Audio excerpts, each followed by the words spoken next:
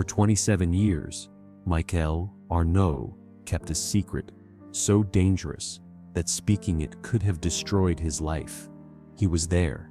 He saw everything, and they made absolutely certain he would never tell a soul. But silence has a way of eating you alive from the inside out, and some truths refuse to stay buried forever. Now, you will hear the part of the story no one ever truly understood. Michel wasn't supposed to be working that night. August 31st, 1997, should have been his night off. He had plans, dinner with his wife, celebrating their anniversary. Nothing special, just the two of them. But Jean-Claude called in sick at the last minute, and the hospital needed someone to cover the blood bank. Michel agreed reluctantly, thinking it would be a quiet Sunday shift, a few routine deliveries, maybe an emergency or two, then home by morning. He had no idea he was about to witness history, and he had absolutely no idea of the price he would pay for being in the wrong place at the wrong time. Pitié-Salpêtrière Hospital sat quiet under the Parisian night sky. The emergency ward hummed with its usual rhythm. Nurses moved between stations. Doctors reviewed charts. The fluorescent lights cast their sterile glow over everything. Michel sat in the blood bank, a cramped windowless room in the hospital's basement, organizing units of O negative, checking expiration dates, filling out paperwork, boring, methodical, safe. Then, at 12:18 a.m., everything changed. The emergency call came through the intercom system, crackling with urgency. Code red, multiple trauma, Alma Tunnel, ETA 7 minutes, all hands. Michael heard the tension immediately. Code reds weren't unusual, but something in the dispatcher's voice felt different, tighter, more controlled, like they were working hard not to say too much. He grabbed 4 units of O-negative standard protocol for unknown blood type trauma and headed upstairs. The emergency department exploded into controlled chaos as he arrived. Doctors pulled on gloves. Nurses prepped IV stations. Equipment rolled into position. Everyone moved with practiced precision. But Michel noticed something odd. Senior staff were whispering to each other. Faces grave, exchanging looks he couldn't quite read. "What's coming in?" he asked a passing nurse. She glanced at him, hesitated, then lowered her voice. "Car accident. VIPs. That's all I know." VIPs. That explained the tension. Politicians, perhaps. Wealthy businessmen. People whose deaths would make headlines. Michel had seen it before. The extra pressure. The awareness that mistakes would be scrutinized. That the hospital's reputation hung in the balance. He positioned himself near the trauma bay entrance, ready to deliver blood the moment doctors called for it. The ambulance pulled in at 12:25 a.m., 7 minutes from the crash site to the hospital, protocol for this type of trauma. But Michael knew, everyone knew, that those 7 minutes could mean everything. The difference between life and death often came down to seconds. The doors burst open. Paramedics rushed in, pushing stretchers, shouting vitals, their faces showing strain that went beyond a normal emergency. Michel stepped forward with his blood units, then froze completely. Time seemed to stop. Sound disappeared. The entire world narrowed to the woman on the stretcher before him, Princess Diana. He recognized her instantly. Everyone would have. That face had graced 1,000 magazine covers. That smile had captured the world, but there was no smile now. She was unconscious, her skin pale as death. Breathing mask over her face, tubes and wires connecting her to machines that beeped with increasing urgency. Blood soaked through the sheets. Her clothing was torn and stained, and even from 10 feet away, Michael could see the severity of her injuries. This wasn't just a VIP, this was the most famous woman in the world. and she was dying right in front of him. "Move! Now!" Dr. Rio's voice cut through Michelle's shock. The trauma team swarmed Diana's stretcher, wheeling her toward the operating theater. Michelle followed automatically, his training overriding his stunned disbelief. They needed blood. He had blood. That was his job. That was all that mattered. But his mind was spinning. Princess Diana, here. How did this happen? Where were her sons? Did they know? The questions tumbled over each other as he moved through the hospital corridors, following the stretcher, watching doctors work frantically to stabilize the woman who had enchanted a generation. The operating theater became a battlefield. Dr. Rio, France's most respected cardiac surgeon, took command immediately. Massive internal bleeding, cardiac trauma. She's in shock. Get me 2 units, now. Michelle handed over the blood, watching as nurses connected the transfusion lines. Diana's vital signs scrolled across monitors, blood pressure dropping, heart rate erratic, oxygen levels falling. Every number told the same story. She was slipping away. Michel should have left then. His job was done. Blood delivered, transfusion started. Nothing more for him to do. But something kept him rooted in place. Perhaps it was the magnitude of the moment. Perhaps it was the desperate intensity of the doctors fighting to save her. Or perhaps on some level, he already knew what was about to happen, and he couldn't turn away. Another 2 units. Type O negative. Mikel ran, down the corridor, down the stairs, into the blood bank, grabbing more units, checking labels with shaking hands. Princess Diana was bleeding to death upstairs. Princess Diana, who had walked through minefields, who had held AIDS patients' hands when the world was terrified to touch them, who had been the most photographed woman on earth. She was dying in his hospital, and he was the one bringing the blood that might save her life. When he returned, the situation had deteriorated further. Dr. Rio was performing open cardiac massage, his hands literally pumping Diana's heart, trying to force blood through her system manually. Nurses called out vitals and voices that grew more urgent with each reading. The machine screamed warnings, and Diana lay there so still, so pale, looking impossibly small on the operating table. Michel watched from the corner of the room, forgotten in the chaos, holding 2 more units of blood that no one had called for yet. He watched the best doctors in France throw everything they had at death.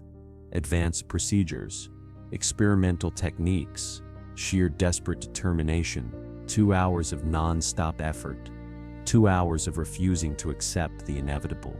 But Michel knew. Maybe he knew from the moment she arrived. Maybe it was the look on Dr. Rio's face. Maybe it was simply the cold logic of the injuries she'd sustained. Diana wasn't going to survive this. No one could. At 4:00 a.m. exactly, Dr. Rio stopped. His shoulders sagged. His hands, covered in Diana's blood, dropped to his sides. He looked at the clock, then at his team, and spoke 2 words that changed everything. "She's gone." The silence that followed was absolute. No one moved. No one spoke. The machines had been turned off. The urgent beeping was replaced by a flat, endless tone that seemed to stretch into infinity. Princess Diana, beloved by millions, was dead at 36 years old, and Michel had witnessed every moment. He stood in the corner, still holding those 2 units of blood that were no longer needed, and felt the magnitude of what had just happened crash over him like a wave. History had just unfolded in this room. The world had just changed, and he had been here, an accidental witness to something that would haunt him forever. He wasn't the only one. 12 staff members had been in that operating theater. Nurses, doctors, technicians. All of them had seen Diana's final moments. All of them carried the weight of that impossible truth. and all of them were about to learn exactly what that truth would cost. Within an hour before dawn had even broken over Paris, hospital administrators summoned every staff member who had been present. The meeting took place in a locked conference room. No windows, no interruptions, just stern-faced officials and lawyers whose expressions promised consequences. The message was simple and terrifying: absolute silence. What you witnessed tonight goes no further than these walls. The hospital director's voice was ice. Not to family, not to friends, not to the press, not to anyone. Documents slid across the table, non-disclosure agreements filled with legal language that Mikhail didn't fully understand, but got the essential message: speak, and we destroy you. Your career, your reputation, your freedom, maybe your life. Sign. It wasn't a request. Michael's hands trembled as he picked up the pen. He thought about his wife waiting at home, worried, sick because he hadn't called. He thought about his children asleep in their beds. He thought about the mortgage, the bills, the life he'd built carefully over 20 years, and he signed his name, selling his silence for the promise of safety. But that wasn't the end. That was just the beginning. They separated the staff after the signing, different exits, different times, making sure no one could compare notes or coordinate stories. As Michael walked toward the staff parking lot, a man in a dark suit stepped out of the shadows. Not hospital security, not police, something else, something that made Michael's blood run cold. Monsieur Arnoux? The man knew his name. A word. They walked to a service corridor, empty at this hour, dimly lit, perfect for conversations that couldn't be overheard. The man didn't introduce himself, didn't show identification, just spoke in a voice that brooked no argument. You saw something tonight that certain people would prefer remained unclear. There are questions about the accident, questions about response times, questions about whether everything possible was done. He paused, letting that sink in. Your testimony could complicate matters significantly. I'm just a blood bank technician, Mikhail said, his voice barely steady. I just delivered supplies. I don't know anything about response times or procedures. Precisely. The man smiled, and it was the coldest smile Mikhail had ever seen. You don't know anything. You weren't really paying attention. You can't remember details. If anyone asks, journalists, investigators, anyone, you have nothing to say. Are we clear? The NDA already. The NDA is a piece of paper. The man stepped closer. I'm talking about something more permanent. You have a family, Monsieur Arnoux, a wife, 2 children, Marie, age 12, Thomas, age 9. They attend École Primaire Saint-Jean. Your wife works at the bookstore on Rue de la Paix. You live at 47 Rue Molière. Mikhail's blood turned to ice. The message was crystal clear. They knew everything, and they could reach everyone he loved. Are we clear? The man repeated. Yes. The word barely made it past Michael's throat. Perfectly clear. The man nodded, satisfied, and walked away. Michel stood in that corridor for 10 minutes shaking before he could trust his legs to carry him to his car. He drove home in silence, the sun rising over Paris, the city waking up, and everything looking exactly the same, even though nothing would ever be the same again. His wife was waiting, frantic with worry. Mikhail, where have you been? I've been calling the hospital for hours.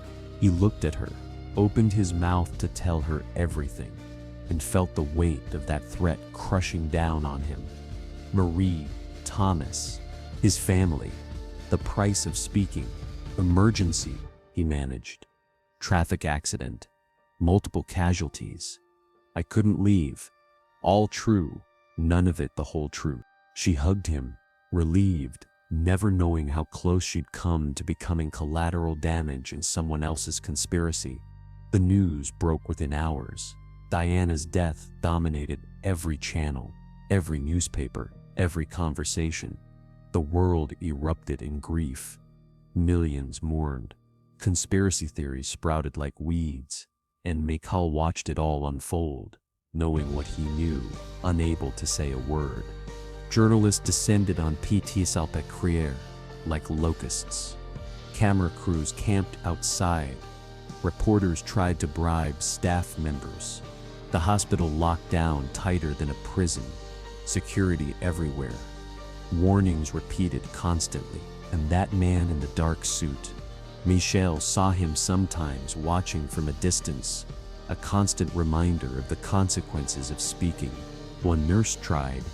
Caroline, young and idealistic, couldn't stand the lies being told about the timeline. She gave an interview, just confirming a few basic facts. Nothing controversial, nothing accusatory, just the truth. She was found dead 3 weeks later. Suicide, the police report said. Pills and alcohol. So tragic, so convenient. Michel got the message. They all did. Caroline had been made an example. Speak, and this is what happens. The years crawled by.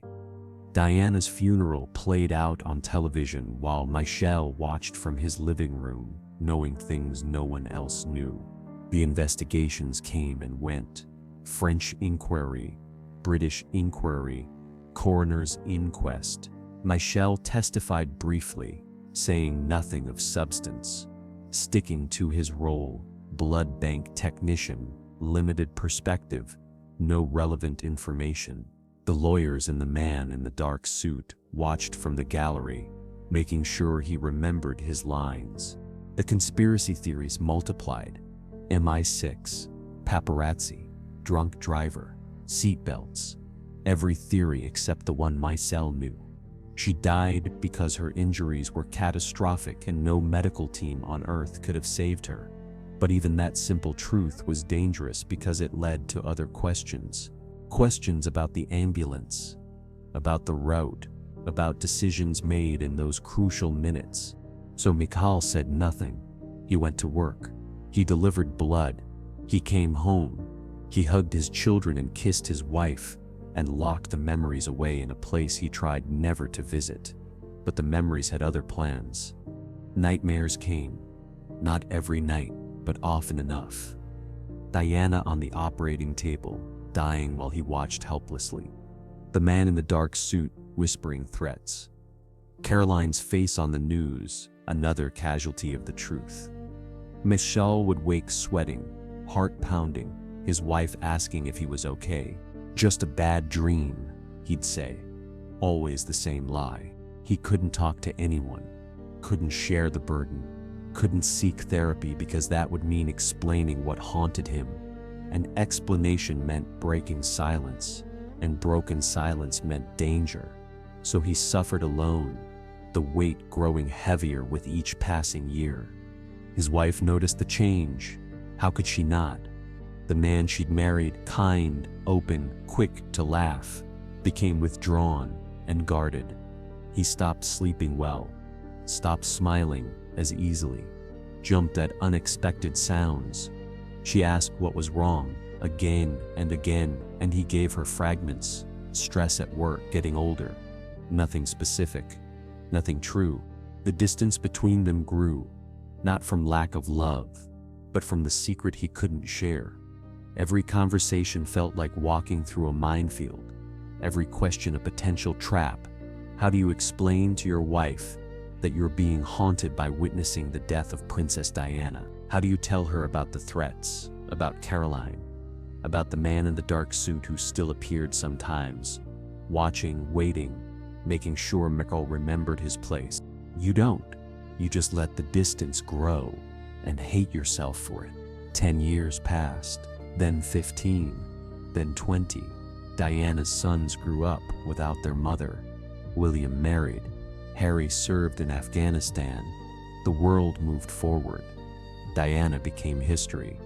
then legend, gradually fading from urgent news into nostalgic memory. The conspiracy theories never disappeared entirely, but they lost their sharpness, becoming background noise, familiar and therefore ignorable. Michelle retired from the hospital at 65, 27 years after that night. 27 years of carrying a secret that had poisoned every day since. He thought maybe retirement would help. No more walking those corridors where Diana had died. No more seeing the emergency bay where everything changed. No more constant reminders. But the nightmares didn't care about retirement. If anything, they got worse.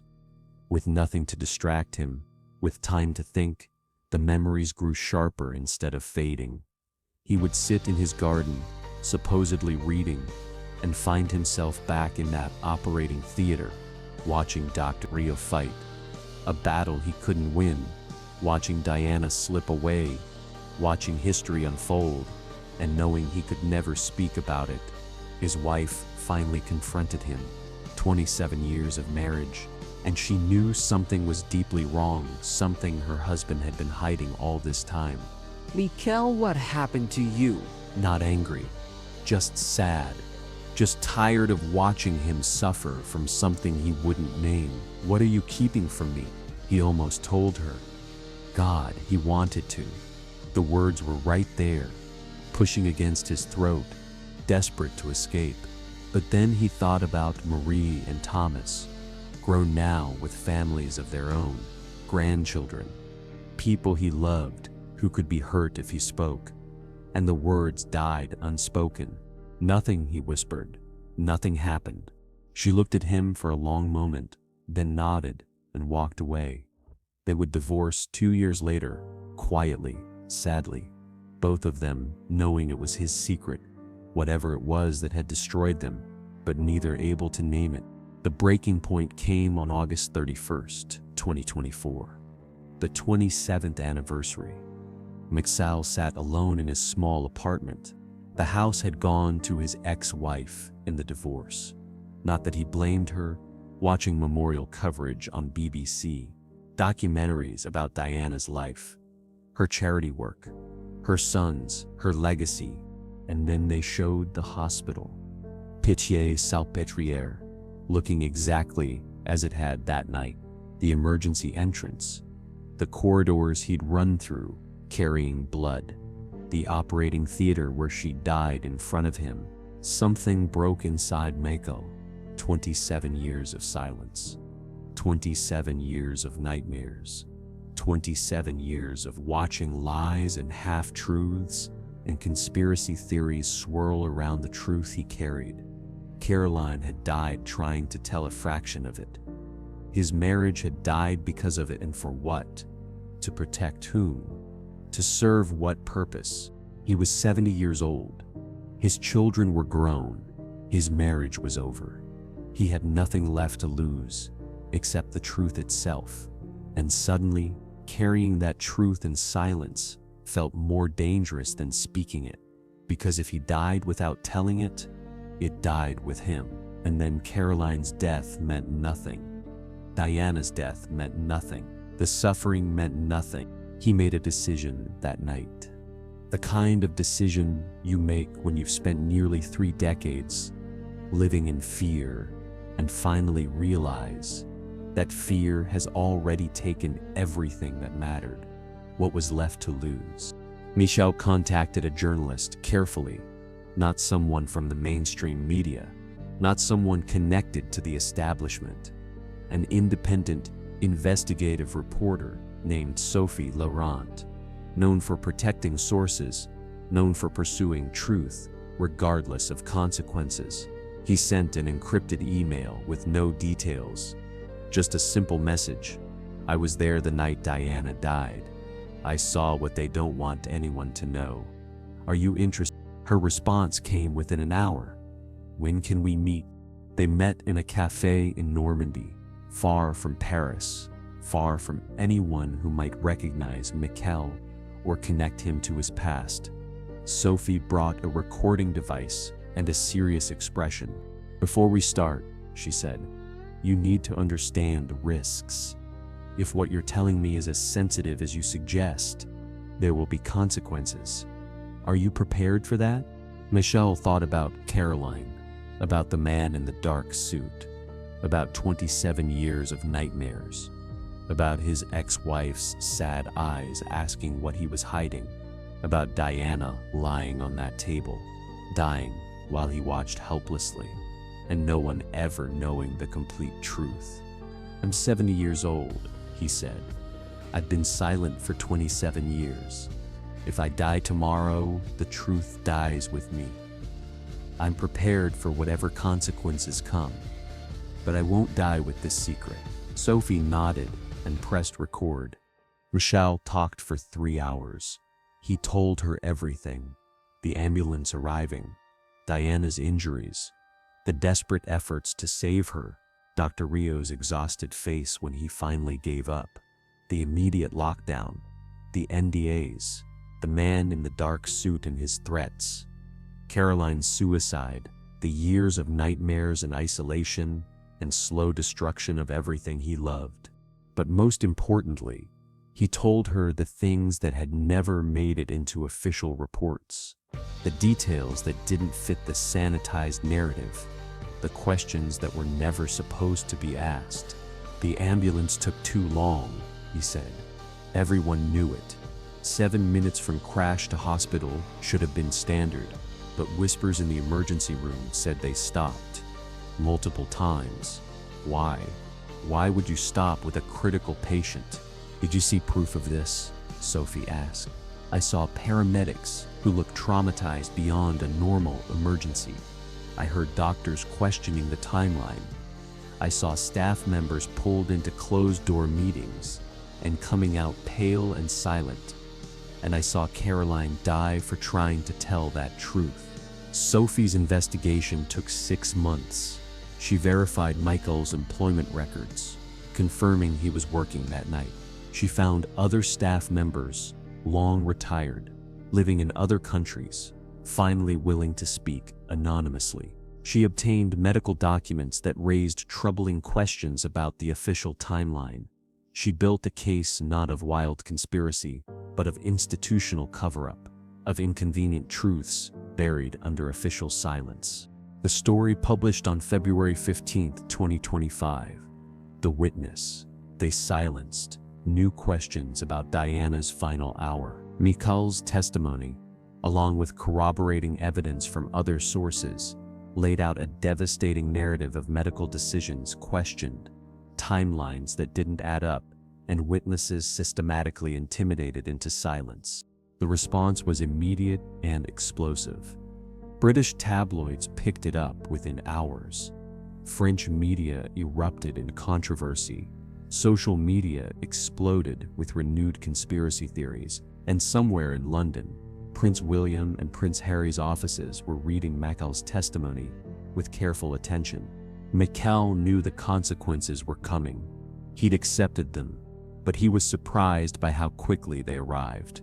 The legal threats came first: lawsuits for breaking the NDA, threats of criminal prosecution for violating medical confidentiality. French authorities talked about charges. British investigators wanted to interview him. Lawyers descended like vultures, some threatening, others offering protection. But the real message came in a simpler form: a car that followed him too closely, a man watching from across the street, phone calls where no one spoke. The same tactics that had worked for 27 years, hoping they would work again. Michal was terrified. Of course he was, but something had changed. He'd spoken the truth. It was out there now, published, verified, impossible to take back. Silencing him now wouldn't silence the truth. It would only confirm it. And then the letter arrived. It came 3 weeks after the story published, forwarded through Sophie Laurent to protect Michal's address. A cream-colored envelope with the Kensington Palace seal. Michal's hands shook as he opened it. The letter was handwritten in blue ink, addressed simply, Monsieur Anno. Thank you for your courage in speaking the truth after so many years of imposed silence. Your testimony has answered questions that have haunted my brother and me since that terrible night. We always knew something was wrong with the official narrative, but we could never prove it. Your willingness to risk everything to honor our mother's memory means more than words can express. You gave us something we never expected to have: verified truth from someone who was there. Not speculation, not conspiracy, just honest testimony from a man who witnessed her final moments and was threatened into silence for nearly 3 decades. We cannot undo the years of suffering you endured for carrying this burden alone. We cannot give back what speaking this truth has cost you, but we can tell you that your courage matters.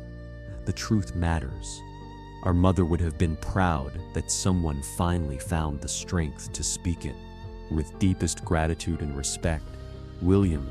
Michel read that letter until the paper grew soft from his tears and his touch.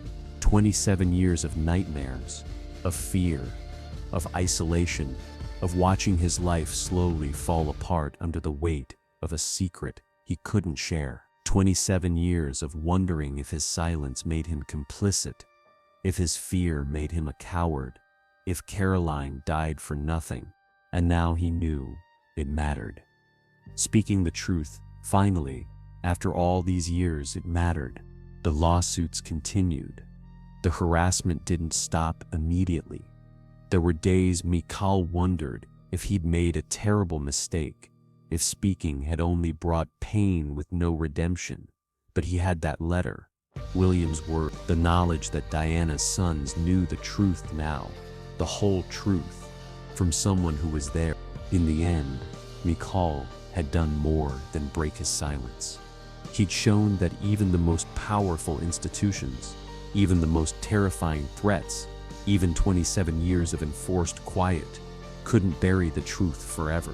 Because some witnesses refuse to stay silenced, some truths demand to be told, and some people, finally, find the courage to speak.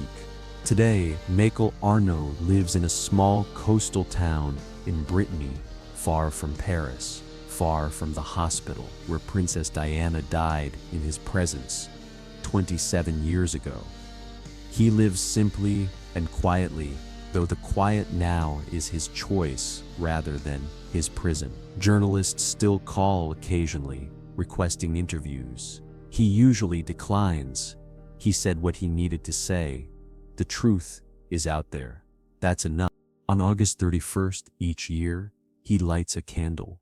Not a ritual of mourning, though he still mourns, but an act of memory and honor. For Diana, whose death he witnessed. For Caroline, who tried to speak the truth and paid with her life. For all the witnesses who were silenced, threatened, destroyed for knowing too much.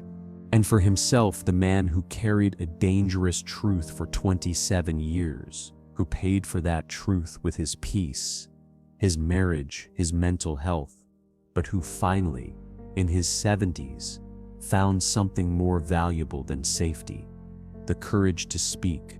Because in the end, some truths are too important to die in silence. Some witnesses cannot stay silent forever. And sometimes the most dangerous thing you can do is also the most necessary. To look power in the eye and say, "I was there, I saw what happened, and I'm not afraid anymore." The witness they tried to silence finally spoke. And the truth, after 27 years in darkness, finally saw light.